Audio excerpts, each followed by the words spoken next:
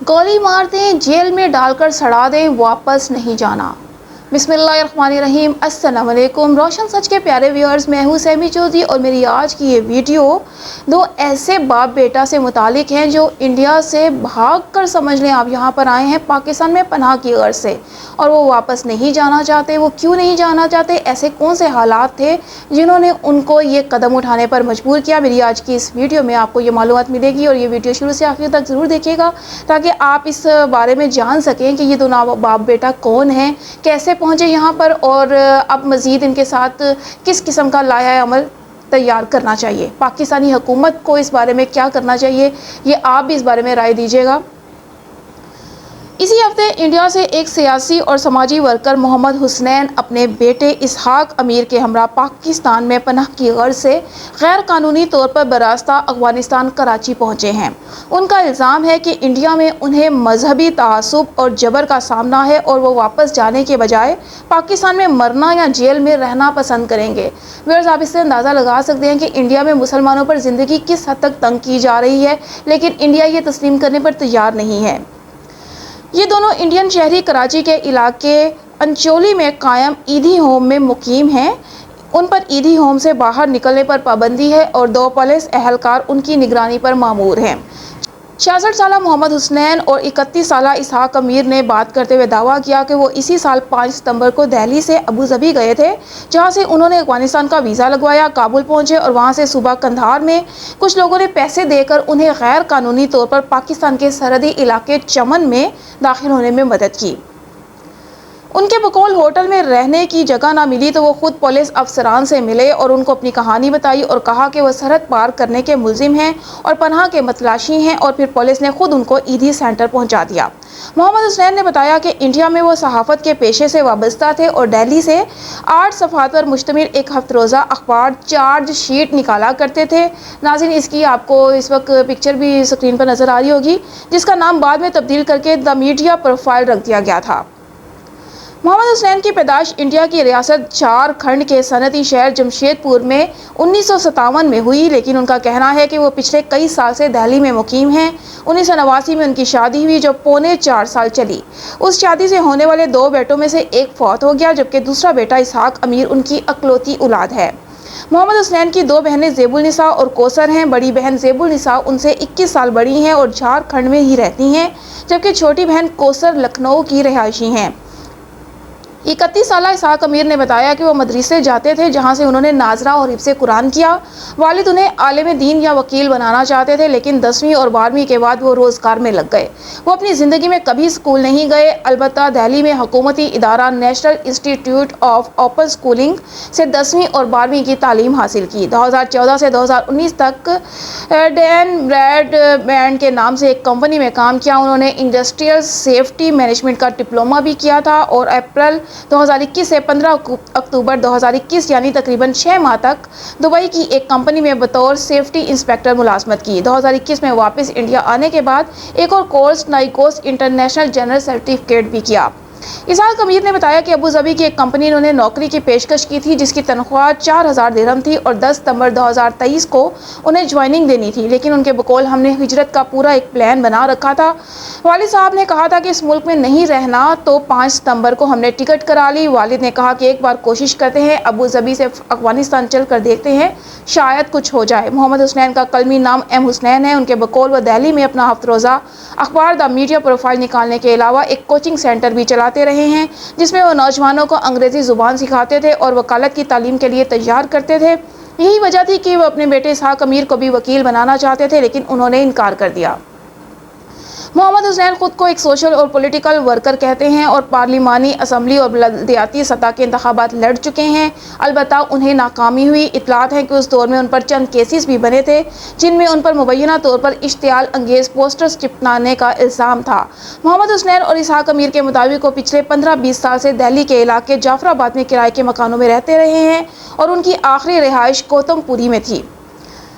دونوں باپ بیٹے کے پاکستان جانے کے فیصلے پر انڈیا میں ان کے جاننے والے کم از کم 3 افراد نے بات چیت میں حیرت کا اظہار کیا۔ ان کا کہنا تھا کہ انہیں ان کے پاکستان ہجرت کرنے کے بارے میں میڈیا کے ذریعے خبر ملی۔ انڈیا میں ایم ہاشمی، جو خود کو محمد حسنین کا وکیل بتاتے ہیں، ان کا کہنا تھا کہ انہیں بھی ان کے پاکستان جانے کے بارے میں کوئی معلومات نہیں تھیں۔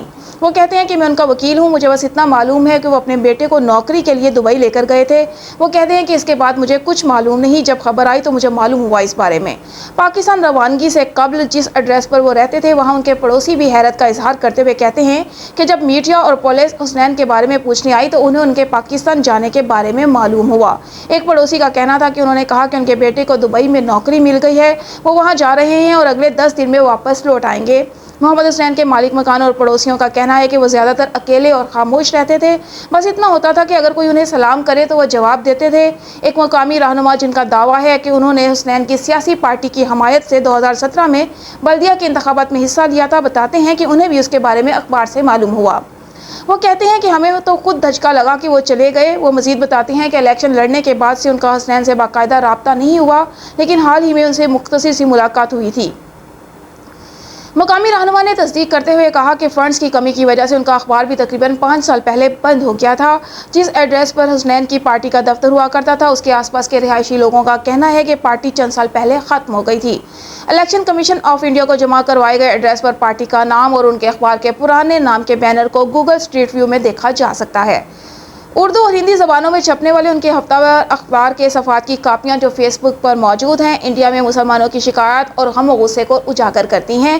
انڈیا کے الیکشن کمیشن کو جمع کروائے گئے انتخابی حلف ناموں سے ظاہر ہوتا ہے کہ انہوں نے 2013 کے دہلی اسمبلی اور 2014 کے پارلیمانی انتخابات میں حصہ لیا تھا۔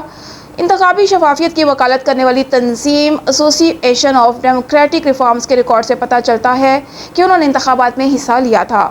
ان کے انتخابی حلف نامے سے معلوم ہوتا ہے کہ ان کے خلاف آئی پی سی کے تحت 3 مقدمات درج ہیں۔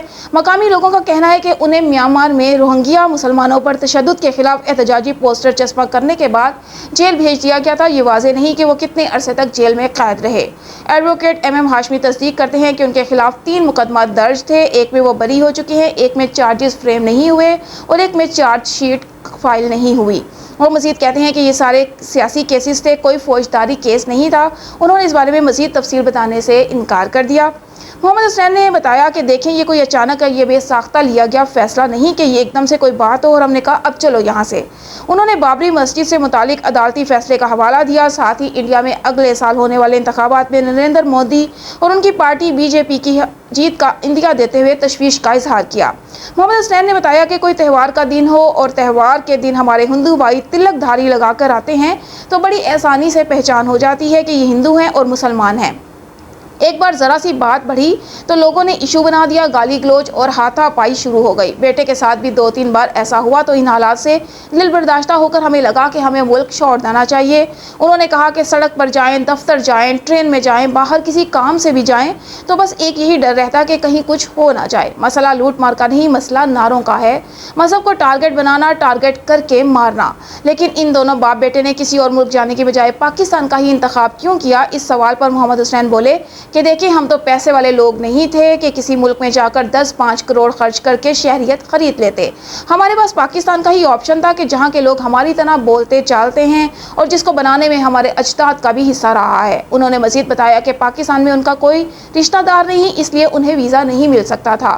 خیال یہی تھا کہ سیاحتی ویزا لے کر چلیں گے اور پھر وہاں پر پناہ لے لیں گے۔ جب وہاں پاکستانی سفارت خانے سے انکار ہو گیا تو ہم پتہ کرنے لگے کہ کیا ہو سکتا ہے۔ اس طرح 2-3 سال بیت گئے، پھر ہمیں اچانک معلوم ہوا کہ اگر آپ دبئی چلے جائیں اور وہاں سے افغانستان کا ویزا مل سکتا ہے۔ حسنین کے اخبار کے سے نام سے وابستہ ایک اکاؤنٹ سے 2016 میں آن لائن ایک ویڈیو اپلوڈ کی گئی۔ اس ویڈیو میں انہیں اپنے علاقے میں پولیس کے مظالم کے خلاف مظاہرہ کرتے ہوئے دیکھا جا سکتا ہے۔ 2017 میں اپلوڈ کی گئی ایک اور ویڈیو میں وہ مسلمانوں کے استحصال پر تقریر کرتے ہوئے نظر آ رہے ہیں، جس میں وہ کہتے ہیں کہ سیکولر ہونے کا دعویٰ کرنے والی سیاسی جماعتوں اور رہنماؤں نے بھی مسلمانوں کو افسردہ کیا۔ اس کے علاوہ 2015 میں اپلوڈ کی گئی ایک ویڈیو میں وہ فلم ڈائریکٹر مہیش بھٹ کے ساتھ ایک پروگرام میں شریک ہیں، جس میں وہ ان کی کسی فلم کو مثال کے طور پر استعمال کرتے ہوئے سیکولرزم اور فرقہ پرستی کے بارے میں بات کرتے ہوئے نظر آتے ہیں۔ اس ویڈیو میں وہ مہیش بھٹ کی تعریف کرتے ہیں کہ وہ دونوں مذاہب کے افراد کی نفسیات کو اچھی طرح سے سمجھتے ہیں، لیکن وہ بھی بہت احتیاط سے کام کرنے پر مجبور ہیں۔ اس کے جواب میں کیمرے میں مہیش بھٹ مسکراتے ہوئے ان کی بات سنتے ہوئے نظر آ رہے ہیں۔ محمد حسنین مزید کہتے ہیں کہ آپ کی نیت پر شبہ نہیں، یہ آپ کی مجبوری ہے۔ اس ملک کے ہندو دانشور کو اتنا ڈر ہے، یہ مجبوری ہے۔ 15 منٹ کی اس ویڈیو کے دوران وہ انڈین مسلمانوں کی شکایات کے بارے میں وسیع پیمانے پر بات کرتے ہیں۔ 25 सितंबर को ये दोनों इंडियन शहरी कराची प्रेस क्लब पहुंचे और इंडिया में मुसलमानों पर जुल्म ज़्यादती के खिलाफ एहतजाज किया, जिसके बाद से उनकी पाकिस्तान आमद की खबर आम हुई। मोहम्मद हुसनैन और इसहाक अमीर वाज़ेह अंदाज में कह चुके हैं कि वो वापस इंडिया नहीं जाना चाहते, लेकिन अगर पाकिस्तान ने उन्हें पनाह और शहरियत ना दी तो वो क्या करेंगे। इसहाक अमीर बोले कि हम तो सिर्फ पनाह चाह रहे हैं, हमारा मकसद यहाँ पर घर या नौकरी मांगना नहीं। मैं भी जवान हूँ, मैं ड्राइविंग कर सकता हूँ, रोटी बना सकता हूँ, बाहर बहुत सारे मजदूरी वाले काम हैं वो कर सकता हूँ। वालिद साहब पढ़ा सकते हैं, मैं भी पढ़ा सकता हूँ, कुरान तो पढ़ा सकता हूँ, मैंने हिफ्ज़ किया है। बस पनाह चाहते हैं, वापस नहीं जाना चाहते। गोली मार दें, जेल में डाल के सड़ा दें, कोई दिक्कत नहीं। अगर आपको नहीं रखना तो वापस ना भेजें, बल्कि अपने पास किसी जेल के कोने में डाल दें, किसी पिंजरे में बंद कर दें, वो भी मंजूर है। मोहम्मद हुसनैन का मौक़िफ़ था कि मैं इस मुल्क में जीने के लिए नहीं आया हूँ, मैं इस मुल्क में सुकून के साथ मरने के लिए आया हूँ, कोई जीने की तमन्ना नहीं। अब उन्होंने सीमा हैदर केस की मिसाल देते हुए कहा कि अगर सीमा को वहाँ की हुकूमत कबूल कर सकती है तो हुकूमत पाकिस्तान को मुझे कबूल करने से दुनिया की कौन सी ताकत रोकती है। व्यूअर्स, ये आपको जो कहानी सुनाई है मैंने, इस हवाले से मुझे आपके कमेंट्स का इंतज़ार रहेगा। मैं चाहती हूँ और आप लोगों का क्या राय है इस बारे में। मेरी राय तो ये है कि इनको पनाह मिल जानी चाहिए और इनके साथ कोई ज़्यादती नहीं होनी चाहिए। अगर वो वाकई मुसलमानों के लिए एहतजाज करते हैं तो ये तो उनकी मुसलमानों से मोहब्बत है और पाकिस्तान से भी वो इसी मोहब्बत के लिए शायद खिंचे चले आए हैं। वीडियो अच्छी लगी हो तो चैनल को सब्सक्राइब कर दीजिएगा, वीडियो को लाइक और शेयर करना भी मत भूलिएगा और कमेंट में अपनी राय से आगाह भी ज़रूर करिएगा। इसके साथ ही अपनी होस्ट सैमी चौधरी को इजाज़त दीजिए। अल्लाह हाफ़िज़।